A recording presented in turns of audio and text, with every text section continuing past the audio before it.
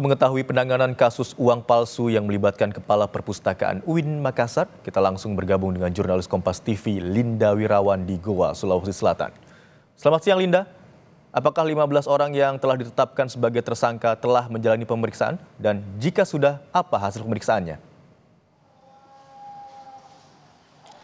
Baik, selamat siang Imron dan juga saudara. Dari 15 tersangka yang sudah dilakukan penahanan, 5 orang yang sebelumnya dalam perjalanan dari Kabupaten Mamuju dan 1 orang dari Kabupaten Wajo, Sulawesi Selatan, semuanya sudah tiba di Polres Goa. 9 orang sebelumnya sudah dilakukan pemeriksaan, sedangkan 6 orang yang berasal dari Mamuju dan juga dari Wajo saat ini sedang dalam proses pemeriksaan, saudara.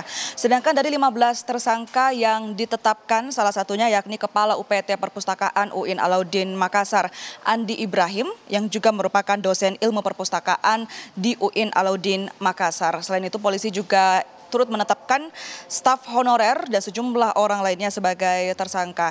Dari pernyataan Kapolres Goa AKBP Reonald TS Simanjuntak, tidak menutup kemungkinan bahwa akan ada tersangka-tersangka baru karena kasus ini saat ini masih dalam proses penyelidikan dan masih dalam proses pengembangan.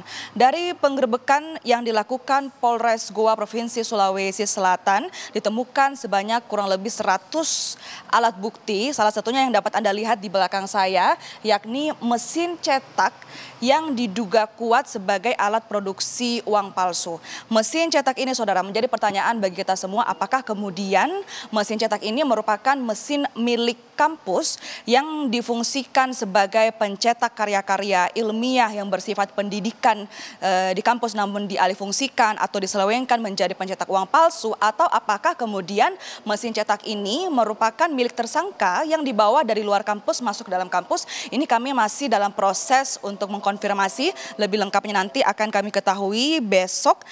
Kita akan menunggu pernyataan langsung mengenai kasus ini dari Kapolda Sulawesi Selatan. Namun kalau kita runut fungsi dari mesin cetak ini, saudara, sebenarnya mesin cetak ini berguna untuk mencetak dalam skala yang besar. Bisa mencetak majalah dan juga katalog dalam jumlah besar, mampu mencetak berbagai ukuran double folio.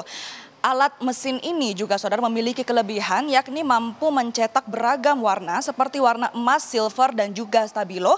Dan dengan beragam kelebihan ini kemudian harga mesin ini diperkirakan bisa mencapai ratusan juta rupiah. Mesin ini sebenarnya umumnya sering dijumpai di perusahaan percetakan yang cukup besar. Polisi bahkan juga mengakui bahwa hasil cetakan uang palsu kali ini adalah yang tercanggih lantaran tidak mudah terdeteksi dan bisa memproduksi uang palsu dengan lembaran Rp100.000 emisi keluaran terbaru dalam jumlah banyak. Imron. Ya Linda, uang palsu yang dicetak kita tahu bersama jumlahnya cukup banyak begitu ya. Lalu berdasarkan hasil pemeriksaan sementara, uang palsu yang telah dicetak tersebut didistribusikan kemana saja, Linda? Baik, untuk saat ini kami juga masih menunggu penyelidikan dari pihak kepolisian sebenarnya kapan kasus ini mulai terjadi dan juga uang ini diedarkan kemana saja. Namun dari kronologi yang kami dapatkan bahwa kasus ini terungkap di akhir November kemarin ketika rekan salah satu pelaku melakukan transaksi menggunakan uang palsu di kantor pembiayaan Kecamatan Palangga Goa sejumlah Rp500.000 pecahan uang 100 emisi terbaru. Setelah itu Polres Goa kemudian melakukan pengembangan dari kasus ini sampai melakukan penggerebekan, menemukan lokasi produksi uang palsu yang ternyata berada di dalam lingkungan kampus UIN Alauddin Makassar, tepatnya di dalam gedung perpustakaan. Dan selain mengamankan mesin cetak, Polres Goa juga mengamankan sebanyak 100 jenis barang bukti lainnya, diantaranya yaitu Rp446 juta uang palsu pecahan 100.000, buku rekening, kartu ATM dan KTP, alat potong, gabus putih untuk kedap suara.